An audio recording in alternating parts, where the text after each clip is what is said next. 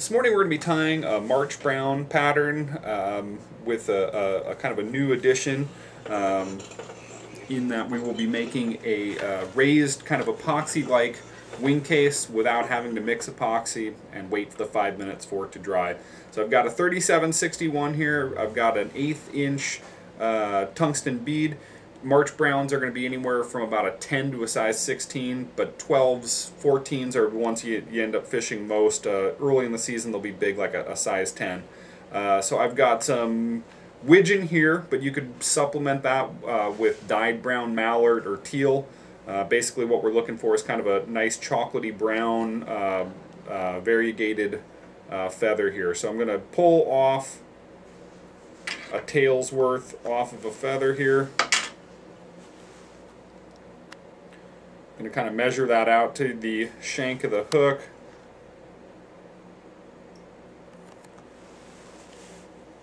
Tie that in place.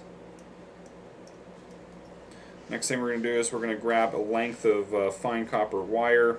This will be small size. And I'm wrapping it down the shank to kind of prevent a bunch of tie-in bulk at the back end of the fly. Although we are using dubbing for the body on this one, so you can kind of cover some of your mistakes, you know, as far as too much bulk in the tying point. This is olive brown Hare's Ear Plus dubbing.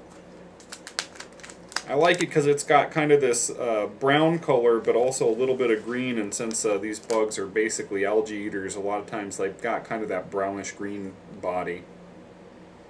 Dub up a little noodle here of that.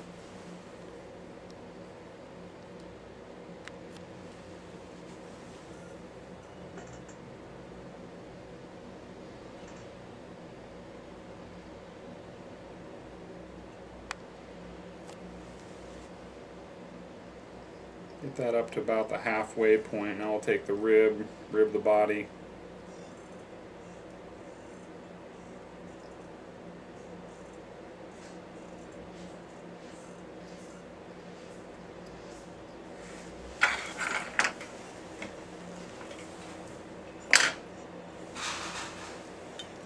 Now I've got some cinnamon turkey tip here, just kind of a standard turkey tail feather. I like it because it's got that black and brown mottle.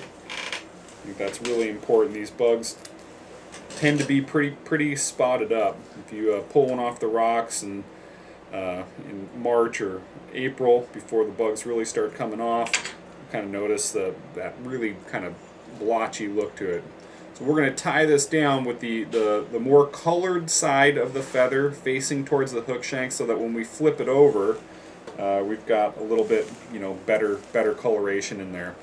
I've got the wing case tied in. Grab a bit more dubbing to make a thorax. With the thorax, we're looking to double the size of the abdomen that we tied in. We want it to be relatively robust. These are clinger nymphs, so they have a kind of a wider body.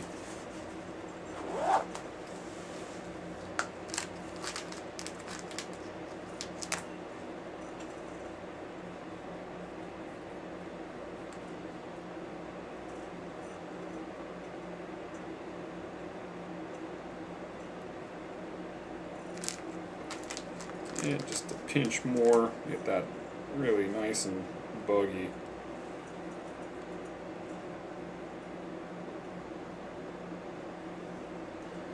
Next thing we're going to do is we're going to tie in a India henback in the natural coloration.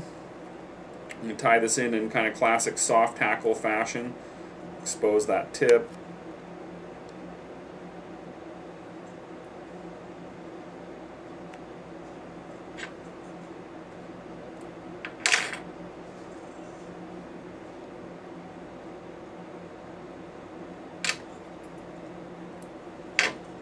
Tie that in right there behind the bead. Now we don't want to overdo it with the hackle. It's pretty easy to do. We just need a turn or two, get some legs going on this.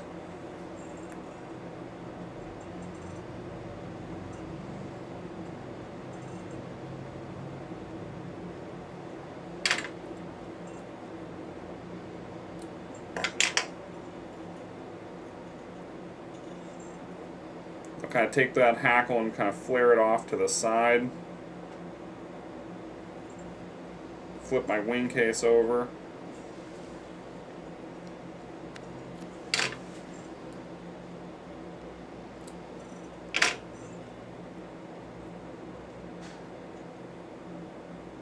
Right before emergence, if you were to grab one of these bugs out of the water, you'd notice that that wing case is starting to kind of swell up a little bit and also turn a little bit on the dark side. So I've got a new product here called Cure Goo. This is the Fleck version. So this has got tiny particles of kind of a pearl silver, pearl gold flake to it. Ultra fine. It's not going to be something that you're going to be able to probably see on the camera, but it has really a neat kind of rainbow effect on there. This will also darken up the wing pad a little bit. So kind of get your syringe going here.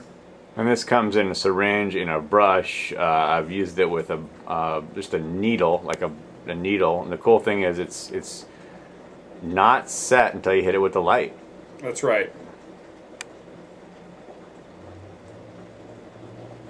So I remember making wing cases in antiquity here with epoxy. It was such a pain in the butt. You know, you'd have to tie it and all that. So this is the process.